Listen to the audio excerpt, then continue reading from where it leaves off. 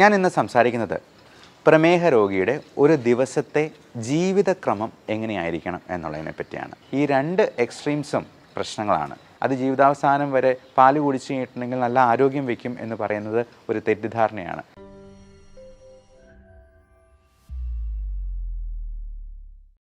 പ്രമേഹ രോഗിയുടെ ഒരു ദിവസത്തെ ഭക്ഷണക്രമം എങ്ങനെയായിരിക്കണം എന്ന് നിങ്ങൾക്ക് പലർക്കും പല ലഘുലേഖകളായിട്ട് കിട്ടിയിട്ടുണ്ടാവാം.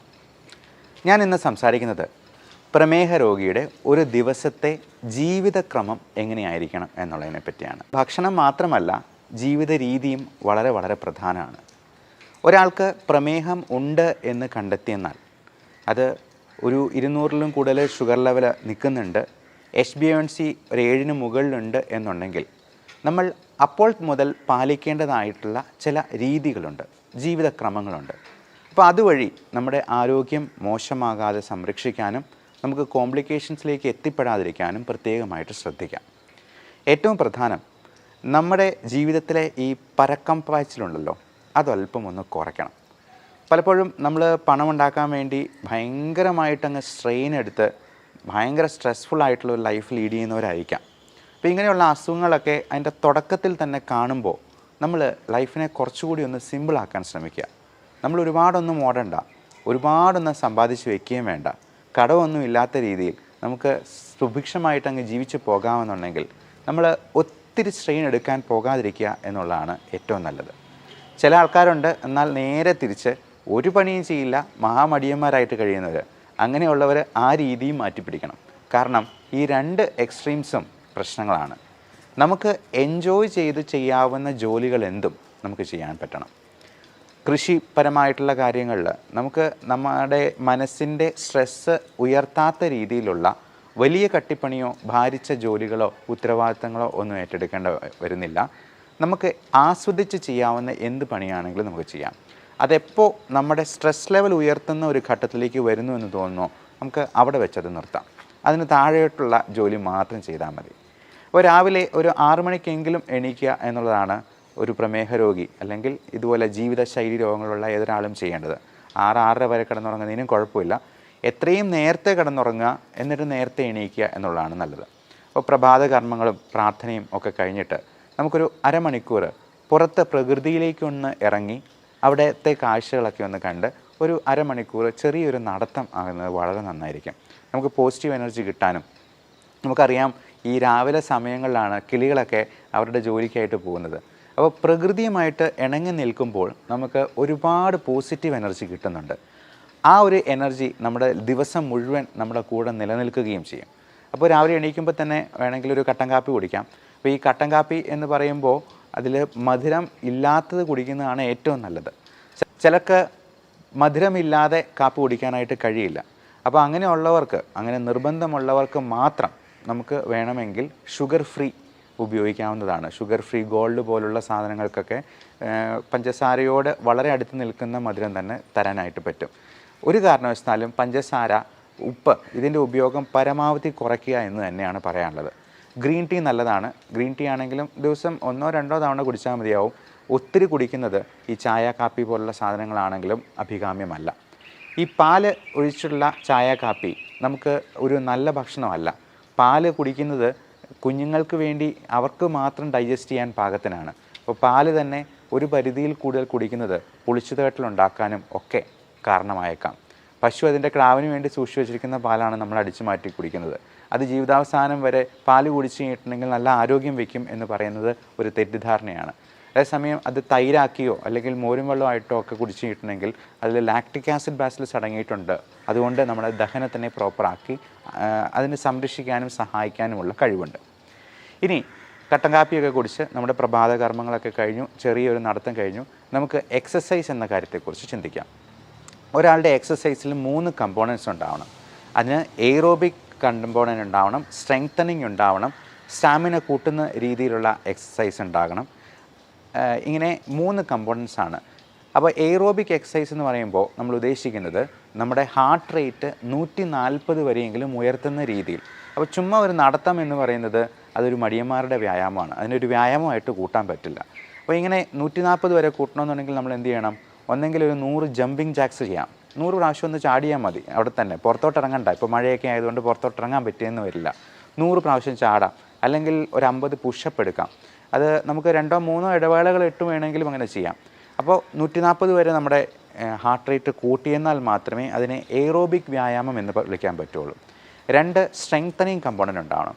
നമ്മൾ വെയിറ്റ് ട്രെയിനിങ്, ഇപ്പം ഡംബൽസ് എടുക്കുന്നതൊക്കെ സ്ട്രെങ്തനിങ് ആണ്. പുഷപ്പിനും അതിൻ്റെ ഒരു സ്ട്രെങ്തനിങ് കമ്പോണൻ്റ് ഉണ്ട്, നമ്മുടെ മസിൽസിനും ഒക്കെ വ്യായാമങ്ങൾ കിട്ടുന്ന രീതിയിൽ. അതുപോലെ സ്ക്വാറ്റ്സ്, പുഷപ്പിന് പോലെ തന്നെയാണ് സ്ക്വാറ്റ്സ് എന്ന് പറയുന്നത്, ഇരുന്നിട്ട് എണീക്കുന്ന രീതിയിലുള്ള എക്സസൈസ്. കൈ നേരെ വെച്ചതിന് ശേഷം മുട്ടും മടക്കി ഇങ്ങനെ ചെയ്യുന്ന എക്സസൈസ്. അത് ഒരു 20 പ്രാവശ്യം നമുക്ക് ചെയ്യാവുന്നതാണ്. അതേപോലെ തന്നെ ഇങ്ങനെയുള്ള ഡംബൽ ഉപയോഗിച്ചിട്ടുള്ള എക്സസൈസും വെയിറ്റ് ട്രെയിനിങ്ങും നമുക്ക് ഇഷ്ടം പോലെ വ്യായാമങ്ങൾ, ഇപ്പം സംശയങ്ങളുണ്ടെന്നുണ്ടെങ്കിൽ നിങ്ങൾക്ക് തന്നെ ചോദിക്കാവുന്നതാണ്. ഇത്തരത്തിലുള്ള എക്സസൈസുകൾ നമുക്ക് 20 മിനിറ്റ് മുതൽ ഒരു 30 മിനിറ്റ് വരെ എങ്കിലും ചെയ്തിരിക്കണം എല്ലാ ദിവസവും. നമ്മൾ ആ എക്സസൈസ് ചെയ്യുമ്പോൾ തന്നെ ആ ദിവസം മുഴുവൻ ആ ഊർജം നിലനിൽക്കും എന്നുള്ളത് നിങ്ങൾക്ക് തന്നെ അനുഭവിച്ചറിയാവുന്ന കാര്യമാണ്. പിന്നെ അടുത്തത് ബ്രേക്ക്ഫാസ്റ്റിലോട്ട് വരാം. നമുക്കൊരു 8-9 മണിയാകുമ്പോഴത്തേക്കും തന്നെ ബ്രേക്ക്ഫാസ്റ്റ് കഴിക്കാനായിട്ട് നോക്കാം. അത് ഒത്തിരി താമസിപ്പിക്കാതിരിക്കുകയാണ് നല്ലത്. അപ്പോൾ അതിന് തൊട്ട് മുമ്പായിട്ട് നമുക്ക് വേണ്ട മരുന്നുകൾ, ഇപ്പം മെറ്റ്ഫോമിൻ, ഗ്ലിമിപ്രൈഡ് പോലുള്ള ഷുഗറിൻ്റെ മരുന്നുകളൊക്കെ ഭക്ഷണത്തിന് മുമ്പ് അല്ലെങ്കിൽ ഭക്ഷണത്തോടൊപ്പം കഴിക്കാനായിട്ടാണ് പറയാം. ഭക്ഷണം ഒന്ന് കഴിച്ച് തുടങ്ങിയതിന് ശേഷം വേണമെങ്കിൽ കഴിക്കാം. ഗ്യാസ്ട്രൈറ്റിസ് ഉള്ളവർക്ക് ഗ്യാസിൻ്റെ ഗുളിക അതിന് മുമ്പായിട്ട് അരമണിക്കൂർ മുമ്പ് കഴിക്കാനായിട്ട് പറയാം. അപ്പോൾ ഈ മരുന്ന് കഴിക്കാനായിട്ട് നമുക്ക് കൃത്യമായിട്ട് മൊബൈലിൽ അലാം വെച്ച് ശ്രദ്ധിക്കാം. നമുക്ക് മൊബൈലിൽ തന്നെ 3-4 പ്രാവശ്യം അലാം വയ്ക്കാം. ഇതടിക്കുമ്പോഴത്തേക്കും നമുക്ക് പോയി മരുന്ന് കഴിക്കുകയും അതിനുശേഷം ഭക്ഷണം കഴിക്കുകയും ചെയ്യാം. അപ്പോൾ ഭക്ഷണത്തിൽ നമ്മൾ ബ്രേക്ക്ഫാസ്റ്റിൽ എന്തൊക്കെ ചെയ്യണം? നമുക്ക് ഏറ്റവും നന്നായിട്ട് കഴിക്കാവുന്നൊരു സംഗതി ബ്രേക്ക്ഫാസ്റ്റാണ്. അപ്പോൾ നമ്മൾ ഈ എക്സസൈസൊക്കെ ചെയ്യുമ്പോഴത്തേക്കും നമുക്ക് അല്പം വിശപ്പും കൂടെ ആകും. അപ്പോൾ കാർബോഹൈഡ്രേറ്റിൻ്റെ അളവ് കുറയ്ക്കുക. അപ്പോൾ ഒരു പ്ലേറ്റ് എടുത്തെന്നാൽ അതിൽ 1/4 മാത്രം കാർബോഹൈഡ്രേറ്റ്, 1/4 പ്രോട്ടീൻ എന്ന് പറഞ്ഞാൽ മുട്ടയുടെ വെള്ള, അല്ലെങ്കിൽ ഇറച്ചി, മീൻ, ഇപ്പം അല്ലെങ്കിൽ കടല വിഭാഗത്തിൽപ്പെടുന്ന പയറ് വർഗ്ഗത്തിൽപ്പെടുന്ന എന്തെങ്കിലും കറികൾ ഒക്കെ ധാരാളമായി കഴിക്കാം. പിന്നെ ഒരു 1/4 നമുക്ക് പച്ചിലക്കറികൾ, ഗ്രീൻ ലീഫി വെജിറ്റബിൾസ് ആണ്. അത് എന്തെങ്കിലും തരത്തിലുള്ള സാലഡ്, ഒരു കുക്കുംബറായിട്ടോ അല്ലെങ്കിൽ ചീരയുടെ എന്തെങ്കിലും ആയിട്ടോ, ഗ്രീൻ ലീഫി ആയിട്ടുള്ള എന്ത് വെജിറ്റബിൾസ് ആണെങ്കിലും ഇതിന് കുഴപ്പമില്ല. സ്പൈനാഷ് എന്നൊക്കെ പറയുന്ന, അല്ലെങ്കിൽ ബ്രൊക്കോളി, അല്ലെങ്കിൽ കുക്കുംബർ തുടങ്ങിയവയെല്ലാം നമുക്ക് ഉപയോഗിക്കാവുന്നതാണ്. പിന്നെ 1/4 അധികം മധുരമില്ലാത്ത പഴങ്ങൾ. മധുരമില്ലാത്തത് എന്ന് പ്രത്യേകം പറയാൻ കാരണം മാങ്ങാപ്പഴമോ അല്ലെങ്കിൽ ചക്കപ്പഴമോ അല്ലെങ്കിൽ ചെറുപഴമോ ഒക്കെ കഴിച്ചെന്നാൽ അതിൽ ഹൈ ഫ്രക്ടോസ് കണ്ടൻറ്റ് ഉള്ളതാണ്. അത് തന്നെ നമ്മുടെ ഷുഗർ കൂട്ടാനായിട്ട് ഇടയാക്കും. ഏറ്റവും പ്രധാനം ഈ ഭക്ഷണം കഴിച്ചു കഴിഞ്ഞാൽ മെയിൻ കോഴ്സിന് ഇടയിലുള്ള സ്നാക്സാണ്. പലപ്പോഴും നമ്മൾ ബാക്കിയെല്ലാം വളരെ ശ്രദ്ധിച്ച് കഴിക്കും. ഈ സ്നാക്സിന് പകരം നമ്മൾ ഉഴുന്നുവടയോ പഴംപൊരിയോ അല്ലെങ്കിൽ പേസ്ട്രിയോ കേക്കോ ബിസ്ക്കറ്റോ ഒക്കെ കഴിച്ച് കഴിയുമ്പോഴത്തേക്കും നമ്മളൊരു ഊണ് കഴിക്കുന്നതിനേക്കാൾ കൂടുതൽ കാലറി ഉള്ളിലോട്ട് പോവുകയാണ് ചെയ്യുന്നത്. അതുകൊണ്ട് ഇടയ്ക്ക് നിങ്ങൾ സ്നാക്സ് കഴിക്കുന്നുണ്ടെങ്കിൽ അത് ഒരു ആപ്പിളിൻ്റെ കഷ്ണമോ ഫ്രൂട്ട്സ് ആയിട്ടോ അല്ലെങ്കിൽ വെജിറ്റബിൾസ് ആയിട്ടോ കഴിക്കാം. മധുരമില്ലാത്ത ഒരു ചായയായിട്ട്, അതും പാല് ചേർക്കാതെ കഴിക്കുന്നത് തന്നെയാണ് നല്ലത്. ഇടയ്ക്കിടയ്ക്കെല്ലാം നന്നായിട്ട് വെള്ളം കുടിച്ചുകൊണ്ടിരിക്കുക. നമ്മൾ വെള്ളം കുടിക്കുമ്പോൾ തന്നെ നമ്മുടെ വിശപ്പൊന്ന് അടങ്ങും. അപ്പം ഇൻ കേസ് ഷുഗർ കുറഞ്ഞു പോകുന്ന ഒരു ലക്ഷണം കാണിക്കുന്നുണ്ടെങ്കിൽ നിങ്ങൾക്ക് ഗ്ലൂക്കോമീറ്റർ വെച്ചിട്ട് സ്വയം നോക്കാൻ പറ്റണം. Self monitoring of blood glucose എന്നാണ് അതിനെ പറയുക. അങ്ങനെ നോക്കി അത് എഴുതി വെച്ച് ഒരു ഡയറിയിൽ സൂക്ഷിക്കുക. എന്നിട്ട് അടുത്ത തവണ ഡോക്ടറെ പോയി കാണുമ്പോഴത്തേക്കും ഇത് കാണിച്ചു കൊടുക്കുക. അപ്പോൾ ഇൻസുലിൻ എടുക്കുന്നവരൊക്കെ ആണെന്നുണ്ടെങ്കിലും ഇങ്ങനെ കുറഞ്ഞു പോകുന്നുണ്ടെങ്കിൽ ഇൻസുലിൻ്റെ അളവിൽ നമ്മൾ സ്വല്പം വ്യത്യാസം വരുന്നത് 2-4 യൂണിറ്റ് കുറയ്ക്കാനായിട്ട് ഡോക്ടർ തന്നെ നിങ്ങളോട് പറഞ്ഞേക്കും. ഇനി അഥവാ ഷുഗർ നോക്കുമ്പോൾ 200-ന് മുകളിലാണ് നിൽക്കുന്നതെങ്കിൽ ചിലപ്പോൾ ഇൻസുലിൻ്റെ അളവ് 2 യൂണിറ്റെങ്കിലും കൂട്ടേണ്ടതായിട്ട് വന്നേക്കാം, അതിന് തൊട്ട് മുമ്പ് എടുക്കുന്ന ഇൻസുലിൻ്റെ അളവിൽ. അതുപോലെ നമ്മൾ ഷുഗർ നോർമലാണോ എന്ന് ഇടയ്ക്കിടയ്ക്ക് നോക്കുക. അതൊരു ഒബ്സഷൻ പോലെ ഇടയ്ക്കിടയ്ക്കെല്ലാം ഓരോ 5 മിനിറ്റ് കൂടുമ്പോഴും പോയി നോക്കണമെന്നല്ല. ദിവസം ഒരു 3 പ്രാവശ്യം വരെയൊക്കെ നമുക്ക് നോക്കുന്നതിൽ യാതൊരു തെറ്റുമില്ല. അത് കൂടുതലായിട്ട് നിൽക്കുന്നുണ്ടെന്നുണ്ടെങ്കിൽ നിങ്ങൾ ഡോക്ടറോട് ചോദിച്ച് മരുന്നുകളിൽ വേണ്ട അഡ്ജസ്റ്റ്മെൻറ്റുകൾ നടത്തുക. ഇപ്പം ചിലപ്പോൾ ചില മരുന്നുകൾ കൊണ്ട് കൺട്രോൾ ആയില്ലെങ്കിൽ വളരെ പുതിയ രീതിയിലുള്ള മരുന്നുകൾ ഇപ്പോൾ അവൈലബിൾ ആണ്. SGLT2 ഇൻഹിബിറ്റേഴ്സ്, DPP4 ഇൻഹിബിറ്റേഴ്സ് എന്നൊക്കെ പേരുള്ള, ഇപ്പം ഗ്ലിപ്റ്റിൻ എന്ന വാലുള്ള, ഗ്ലിഫോസിൻ എന്ന വാലുള്ള മരുന്നുകൾ ഇപ്പോൾ അവൈലബിൾ ആണ്. അതെല്ലാം നമുക്ക് അവരുടെ ഡോക്ടറുടെ നിർദ്ദേശപ്രകാരം നമുക്കൊന്ന് മാറ്റി അത് ഹൃദയത്തിൻ്റെ ആരോഗ്യത്തെ സംരക്ഷിക്കുന്ന, കിഡ്നിക്കും ലിവറിനും ഒന്നും യാതൊരുവിധ ടോക്സിസിറ്റിയും ഉണ്ടാക്കാത്ത രീതിയിലുള്ള മരുന്നുകൾ ഇന്ന് അവൈലബിൾ ആണ്. ഇനി ജോലിക്ക് പോകുന്ന ആൾക്കാർ, ഇപ്പം ജോലിക്ക് പോകുമ്പോഴത്തേക്കും നമ്മൾ ഈ ട്രാഫിക്കും അങ്ങനെയുള്ള കാര്യങ്ങളൊക്കെ ഉള്ളതുകൊണ്ട് ഇതെല്ലാം നമ്മുടെ സ്ട്രെസ് ലെവലെ ഉയർത്താൻ സാധ്യതയുണ്ട്. അപ്പം നമ്മുടേതൊരു സിമ്പിൾ ലൈഫ് ആകാനായിട്ട് സിംപ്ലിസിറ്റിയാണ് നമുക്ക് ഏറ്റവും വലിയ, സിംപ്ലിസിറ്റിയാണ് ഏറ്റവും നല്ല സോഫിസ്റ്റിക്കേഷൻ എന്ന് പറയാറുണ്ട്. അതായത് സോഫിസ്റ്റിക്കേഷന് വേണ്ടി നമുക്ക് ഏറ്റവും സിമ്പിളാകാൻ പറ്റുമോ അത്രയും സിമ്പിളാവുക എന്നുള്ളതാണ്. അപ്പോൾ ഇപ്പോൾ ജോലിക്ക് പോകുന്നതാണെന്നുണ്ടെങ്കിലും നമ്മൾ ഓട്ടിപ്പിടിച്ച് ബസ്സിലൊക്കെ കയറി പിടിച്ച് പോകുന്നതിനേക്കാളും നമുക്ക് സ്വതന്ത്രമായിട്ട് ഇച്ചിരി ഒരു 5 മിനിറ്റ് നേരത്തെ ഇറങ്ങിയിട്ടാണെങ്കിലും നമ്മൾ തിടുക്കം കൂട്ടാതെ വളരെ സാവധാനം വണ്ടി ഓടിച്ചാട്ടുന്നതാണെങ്കിലും ജോലി സ്ഥലത്തെത്തുക. ജോലിയിലാണെങ്കിലും അധികം സ്ട്രെസ് ഉണ്ടാക്കാത്ത രീതിയിൽ അതിനെ പരിമിതപ്പെടുത്താനായിട്ട് നമുക്ക് കഴിയണം. മാത്രമല്ല ഈ ജോലിക്കിടയിൽ നമുക്ക് ടെൻഷൻ ഉണ്ടാക്കുന്ന സംഗതികൾ ഉണ്ടാകുമ്പോഴത്തേക്കും അതിനെ ഒന്ന് ലഘൂകരിക്കാൻ പറ്റിയ രീതികളും നമുക്ക് വേണമെങ്കിൽ ജോലിയിൽ തന്നെ ക്രമീകരിക്കാവുന്നതാണ്. പലപ്പോഴും വലിയ കോർപ്പറേറ്റ് കമ്പനികളൊക്കെ അവരുടെ ജോലി സ്ഥലം ഏറ്റവും മനോഹരമാക്കി വെക്കുന്നതിൻ്റെ കാര്യം ഇതാണ്. കാരണം ജോലിസ്ഥലത്ത് ഏറ്റവും നന്നായിട്ട് കൂടുതൽ സമയം ചെലവഴിക്കാനായിട്ട് അവരുടെ എംപ്ലോയീസിനെ പ്രാപ്തമാക്കുന്ന രീതിയിൽ അതിനെ മോഡിഫൈ ചെയ്യുകയാണ് ചെയ്യുന്നത്. അപ്പോൾ പലപ്പോഴും ഞങ്ങളുടെ ക്ലിനിക്കിലോ ഹോസ്പിറ്റലിലൊക്കെ ആണെന്നുണ്ടെങ്കിലും ചെറിയൊരു പാട്ട് വയ്ക്കും, ചിലപ്പോൾ ടി വി വയ്ക്കും. അപ്പോൾ ടി വിയിലെ ഒരു പാട്ടോ മ്യൂസിക്കോ ഒക്കെ പ്ലേ ചെയ്യുമ്പോഴത്തേക്കും നമ്മൾ പോലും അറിയാതെ കൂടുതൽ ഊർജ്ജത്തോടു കൂടി നമുക്ക് ജോലി ചെയ്യാനായിട്ട് കഴിയും. ചില സർജന്മാരൊക്കെ ആണെന്നുണ്ടെങ്കിൽ അല്ലെങ്കിൽ ഞങ്ങൾ പ്രൊസീജിയർ ചെയ്യുമ്പോൾ ബ്രോങ്കോസ്കോപ്പി എൻഡോസ്കോപ്പി ഒക്കെ ചെയ്യുമ്പോഴത്തേക്കും സൈഡിലൊരു ചെറിയ പാട്ടും വയ്ക്കും. അപ്പോൾ പാട്ട് വയ്ക്കുമ്പോഴത്തേക്കും നമ്മുടെ സ്ട്രെസ്സിനെ ഒന്ന് കുറയ്ക്കാനായിട്ട് അതിന് അത്ഭുതകരമായിട്ടുള്ള ഒരു കഴിവുണ്ട്. അതുപോലെ നമ്മൾ വർക്ക് ഇൻ സ്റ്റൈൽ എന്ന് പറയും. ചില സർജൻസൊക്കെ ആണെന്നുണ്ടെങ്കിൽ അവർ ഈ സർജറി ചെയ്യുന്നതിൻ്റെ ഇടയിൽ കത്രികയൊക്കെ ഇങ്ങനെ തിരിക്കുന്നത് ഒരു സ്റ്റൈലിൽ നമ്മുടെ രജനീകാന്ത് തിരിക്കുന്ന പോലെ ഇങ്ങനെ തിരിച്ച് കാണിക്കാറൊക്കെ ഉണ്ട്. അതുപോലെ അവർ സർജറി കഴിഞ്ഞെന്നാൽ ഗ്ലൗസ് ഊരിയിട്ട് ഇങ്ങനെ ഒരു ആക്ഷൻ കൊണ്ട് ഗ്ലൗസ് നേരെ പോയി വേസ്റ്റ് ബിന്നിൽ പോയി വീഴുന്ന രീതിയിൽ ഒരു സ്റ്റൈൽ കാണിക്കാറുണ്ട്. അപ്പോൾ ഇങ്ങനെയുള്ള സ്റ്റൈലുകളും തമാശകളും ഒക്കെ നമ്മുടെ ജോലി ഭാരത്തെ കുറയ്ക്കുന്ന രീതിയിൽ, അപ്പോൾ ഒരിക്കലും നമ്മുടെ ജോലിയെ കോംപ്രമൈസ് ചെയ്തുകൊണ്ടല്ല, പേഷ്യൻസിന് എന്തെങ്കിലും പ്രശ്നം ഉണ്ടാകുമ്പോൾ നമുക്ക് ഈ പറഞ്ഞ പോലെ സ്റ്റൈൽ കാണിച്ചുകൊണ്ട് നിൽക്കാനൊന്നും കഴിയില്ല. അപ്പോൾ എത്രമാത്രം സ്ട്രെസ്സ് കുറയ്ക്കാൻ പറ്റുന്ന രീതിയിൽ അത് എൻജോയ് ചെയ്യാൻ പറ്റുമെന്നുള്ളത് ഓരോരുത്തരുടെയും കയ്യിലിരിക്കുന്ന കാര്യങ്ങളാണ്. അപ്പം ചിലപ്പോൾ നമുക്ക് ഒരു ക്ലീനിങ് ജോലി ചെയ്യുന്ന ഒരാൾക്ക് പോലും ആ ജോലി ഏറ്റവും ഭംഗിയായിട്ട് എൻജോയ് ചെയ്യാം, ആ ക്ലീനിങ് പ്രോസസ്സിനെ ഏറ്റവും ആസ്വദിക്കാം. അപ്പോൾ ഏറ്റവും നന്നായി ആസ്വദിച്ച് ചെയ്യുക എന്നുള്ളതാണ് നമ്മുടെ മാനസികാരോഗ്യത്തിനും ശാരീരികാരോഗ്യത്തിനും ഹെൽപ്പ് ചെയ്യുന്ന ഏറ്റവും നല്ല രീതി. അടുത്ത് നമുക്ക് ഉച്ചഭക്ഷണത്തെ പറ്റി നോക്കാം. ഈ ഉച്ചഭക്ഷണവും ഡിന്നറും നമുക്ക് പരമാവധി കാർബോഹൈഡ്രേറ്റ്സിനെ കുറച്ച് നിർത്തിക്കൊണ്ട് പ്രോട്ടീൻ കൂടുതലാക്കുകയും അതുപോലെ വെജിറ്റബിൾസും ഫ്രൂട്ട്സും കൂടുതൽ ആഡ് ചെയ്യുകയും ചെയ്യാം. ഇപ്പോൾ ചോറ് ഉപയോഗിക്കുന്നുണ്ടെങ്കിൽ തവിടുള്ള ചോറ് ഉപയോഗിക്കാം. അത് ഏറ്റവും കുറഞ്ഞ് ഞാൻ നേരത്തെ പറഞ്ഞ പോലെ ഈ പ്ലേറ്റ് മെത്തേഡ് ഉപയോഗിച്ച് 1/4 മാത്രം കാർബോഹൈഡ്രേറ്റ്സ്, അത് ഏറ്റവും തവിടുള്ള അരി കൊണ്ടുള്ള ചോറാണ് ഏറ്റവും ഉത്തമം. അതുപോലെ ചപ്പാത്തി ആണെന്നുണ്ടെങ്കിലും നമ്മൾ 2-3 ചപ്പാത്തി അതിൽ കൂടുതൽ കഴിക്കുന്നത് തീർച്ചയായിട്ടും അതുകൊണ്ട് ഉണ്ടാകുന്ന അഡ്വാൻറ്റേജസിനേക്കാൾ ദൂഷ്യങ്ങൾ തന്നെയാണ് ഉണ്ടാവുക. നമ്മൾ ചോറ് ഒഴിവാക്കിയിട്ട് 5 ചപ്പാത്തി കഴിച്ചെന്നാൽ അതുകൊണ്ട് പ്രത്യേകിച്ച് പ്രയോജനമൊന്നും ഇല്ല എന്ന് പറയാം. അപ്പോൾ കറികളാണെന്നുണ്ടെങ്കിൽ നേരത്തെ പറഞ്ഞ 1/4 പ്രോട്ടീൻസ്, 1/4 ഗ്രീൻ ലീഫി വെജിറ്റബിൾസ്, 1/4 മധുരമില്ലാത്ത പഴങ്ങൾ എന്നുള്ള രീതിയിൽ ക്രമീകരിക്കുക.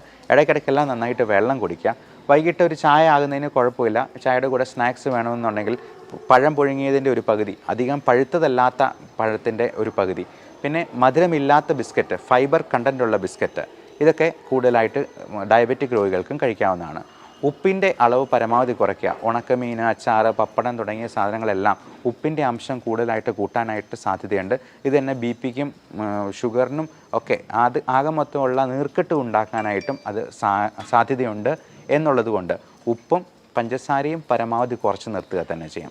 അപ്പോൾ വൈകുന്നേരം നമ്മൾ ഒത്തിരി ലേറ്റായിട്ട് വർക്ക് ചെയ്ത് ഒത്തിരി ലേറ്റായി ക്ഷീണിച്ച് ചെല്ലുന്നതിനേക്കാൾ നല്ലത് നമുക്ക് ഒരു 6 മണിയോടുകൂടി തന്നെയെങ്കിലും നമ്മുടെ ജോലികൾ അവസാനിപ്പിച്ച് വീട്ടിലെത്തി ഒരു ക്വാളിറ്റി ടൈം സ്പെൻഡ് ചെയ്യാനായിട്ട്, ഒരു കുളിയൊക്കെ കഴിഞ്ഞിട്ട് നമുക്ക് കുറച്ച് നേരം വേണമെങ്കിൽ ഒന്ന് പുറത്തുകൂടി ഒന്ന് നടക്കാം. ഇനി ഒരു സിനിമ കാണണമെന്നുണ്ടെങ്കിൽ അങ്ങനെ ആകാം. അപ്പം സിനിമ കാണുമ്പോഴും നമുക്ക് TV കാണുമ്പോഴും ഒക്കെ നമ്മൾ ഈ സോഫയിലിരുന്ന് വെറുതെ ഇരുന്ന് കാണുന്നതിനേക്കാൾ നല്ലത് നമുക്കൊരു ട്രെഡ്മില്ല് ഉണ്ടെന്നുണ്ടെങ്കിൽ അത് TVയുടെ മുമ്പിൽ തന്നെ പ്ലേസ് ചെയ്യുക എന്നുള്ളതാണ്. അപ്പോൾ നടന്നുകൊണ്ട് തന്നെ നമുക്ക് സിനിമ കാണാം, ചെറിയ എക്സസൈസ് ചെയ്തുകൊണ്ട് തന്നെ സിനിമ കാണാം. സുംബ ഡാൻസിങ് പോലുള്ള കാര്യങ്ങൾ പ്രാക്ടീസ് ചെയ്യാം. ഡാൻസ് പ്രാക്ടീസ് ചെയ്യുന്നതും കുട്ടികളുടെ കൂടെ കളിക്കുന്നതും ഒക്കെ ഒരു ചെറിയ മോഡറേറ്റ് ആക്ടിവിറ്റി ആയിട്ട് തന്നെ നമുക്ക് കണക്കാക്കാം. ഉച്ചയുറക്കം പലപ്പോഴും 2-3 മണിക്കൂറൊക്കെ ഉറങ്ങിക്കഴിഞ്ഞാൽ രാത്രി നമുക്ക് നിദ്രാദേവത തിരിഞ്ഞു നോക്കുക പോലും ഉണ്ടാകുന്നില്ല. അതുകൊണ്ട് ഉച്ച കഴിഞ്ഞുള്ള ഉറക്കം ഒരു അരമണിക്കൂർ മാത്രമായിട്ട് പരിമിതപ്പെടുത്തുക. അങ്ങേയറ്റം ഏറിപ്പോയെന്നാൽ 1 മണിക്കൂർ, അതിൽ കൂടുതൽ ഉറങ്ങുന്നത് നല്ലതല്ല. നമ്മുടെ എനർജി ലെവൽ കുറച്ച് കളയാനാണ് അത് സാധ്യത ഉണ്ടാക്കുക. അതുകൊണ്ട് ഈ short time nap, power nap എന്നാണ് നമ്മളതിനെ പറയുക, അത് അരമണിക്കൂറായിട്ട് നിർത്തുക. ഇപ്പം ജോലി സ്ഥലത്ത് അതിന് പറ്റുന്ന സാഹചര്യങ്ങളുണ്ടെങ്കിൽ മാത്രം മതി. അതിൽ കൂടുതൽ ഉറങ്ങാതിരിക്കുക എന്നുള്ളതാണ് അഭികാമ്യം. പിന്നെ രാത്രിയിലുള്ള ഉറക്കം, രാത്രി നമ്മൾ ഈ ഗാഡ്ജറ്റ്സിൻ്റെ ഉപയോഗം ഒരു 8 മണിക്ക് മുമ്പെങ്കിലും നിർത്തുന്നതാണ് നല്ലത്, അങ്ങേയറ്റം 9 മണി വരെ. അതിനുശേഷം നമ്മൾ ഞെട്ടിപ്പിക്കുന്ന വാർത്തകളും ന്യൂസുകളും ന്യൂസ് ചാനലുകളും പത്രങ്ങൾ പോലും വായിക്കുന്നത് അത്ര നല്ലതായിരിക്കില്ല. നമ്മുടെ ഉറക്കത്തിലേക്ക് തള്ളിവിടുന്ന, നമ്മൾ അടുത്ത പ്ലാനുകളും പദ്ധതികളും ഒക്കെ വെച്ച് ഒരുപാട് സ്ട്രെസ്ഡ് ഔട്ട് ആകുന്നതിനേക്കാൾ നല്ലത് നമുക്കൊരു അഫർമേഷൻ ടെക്നിക്ക്, നമുക്ക് ഈ ഇമേജിങ് ടെക്നിക്കൊക്കെ ഉപയോഗിച്ചുകൊണ്ട് നല്ലൊരു ജീവിതത്തെപ്പറ്റി സ്വപ്നം കണ്ടുകൊണ്ട് ഉറങ്ങുന്നതാണ്. ഒരിക്കലും ഒത്തിരി ആവലാതികൾ, കഴിഞ്ഞ ദിവസം വന്ന ഒരു മനുഷ്യൻ പറഞ്ഞത്, ഒരു പേന കാണാതെ പോയി കഴിഞ്ഞാൽ പോലും എനിക്ക് ടെൻഷനാണ് എന്ന്. കുഞ്ഞു കുഞ്ഞു കാര്യങ്ങളെ നമുക്ക് അതിൻ്റെ പാട്ടിന് വിടുക, നമ്മളത് അങ്ങ് മനഃപൂർവ്വം മറന്നു കളയുക. നമുക്ക് ആ കാര്യം മനസ്സിൽ നിന്ന് അങ്ങ് എടുത്തു കളഞ്ഞ് പുതിയ കാര്യങ്ങളിലേക്ക് മനസ്സിനെ കോൺസെൻട്രേറ്റ് ചെയ്യാനായിട്ട് ശ്രമിക്കുക. അപ്പോൾ വൈകുന്നേരത്തെ അത്താഴമാണെങ്കിലും ഏറ്റവും യാചകനെ പോലെ കഴിക്കണമെന്നാണ് പറയുക. അപ്പം എത്രയും നേരത്തെ കിടന്നുറങ്ങുന്നോ അത്രയും നമുക്ക് ഡിന്നർ ചുരുക്കാൻ പറ്റും. ഒരു ദിവസം ഡിന്നർ ഒഴിവാക്കിയാൽ തന്നെ നമുക്ക് 200 ഗ്രാംസ് ബോഡി വെയിറ്റ് കുറയ്ക്കാം. പിറ്റേ ദിവസം നമ്മൾ ഡെസിമൽ പ്ലേസസും കൂടെയുള്ള ഒരു ബോഡി വെയിറ്റ് ബാലൻസ് നോക്കിയെന്നാൽ അറിയാം, അതിൽ 0.2 കിലോഗ്രാംസ് കുറവായിരിക്കും, 200 ഗ്രാംസ് കുറവായിരിക്കും. അപ്പോൾ അങ്ങനെ നമ്മൾ ഇപ്പോൾ ഒരു ടാർഗറ്റ് വയ്ക്കുക. നമുക്കറിയാം പൃഥ്വിരാജിനെ പോലുള്ള നടന്മാരൊക്കെ ആടുജീവിതത്തിന് വേണ്ടി എത്ര വെയിറ്റാണ് കുറച്ചിരിക്കുന്നത്. അപ്പോൾ അവർ എന്തുമാത്രം ഹാർഡ് വർക്ക് അതിന് വേണ്ടി കൊടുത്തിട്ടുണ്ടാവാം. അപ്പോൾ ഇത്രയും പ്രായമുള്ള ഒരാൾക്കും ഈ ബോഡി വെയിറ്റ് കുറയ്ക്കാൻ പറ്റുമെങ്കിൽ, പൃഥ്വിരാജിന് 40 വയസ്സ് അടുപ്പിച്ച് പ്രായമാകുന്നു, അപ്പം അദ്ദേഹത്തിന് അങ്ങനെ പറ്റിയെന്നുണ്ടെന്നുണ്ടെങ്കിൽ എന്തുകൊണ്ടും ബാക്കിയുള്ളവർക്കും പറ്റില്ല.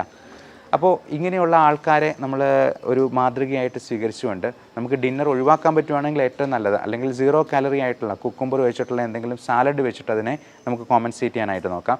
ഇനി അത്രയും പറ്റിയില്ലെങ്കിൽ ചെറിയ രീതിയിൽ എന്തെങ്കിലും കാർബോഹൈഡ്രേറ്റ് കഴിച്ച് മുത്താറി പോലുള്ള എന്തെങ്കിലും ധാന്യങ്ങൾ കൊണ്ട് നമുക്കിതിനെ കോമ്പൻസേറ്റ് ചെയ്യാൻ പറ്റും. അപ്പോൾ പല ധാന്യങ്ങളും, പാല്, മുട്ട പോലുള്ള സാധനങ്ങൾ പോലും അലർജി ഉണ്ടാക്കാം, ഇൻടോളറൻസ് ഉണ്ടാക്കാം. ഇപ്പോൾ ഗോതമ്പിൻ്റെ അലർജിക്ക് ഗ്ലൂട്ടൻ ഇൻടോളറൻസ് എന്നും പാലിൻ്റെ അലർജിക്ക് മിൽക്ക് ഇൻടോളറൻസ് എന്നും നമ്മൾ വിളിക്കാറുണ്ട്.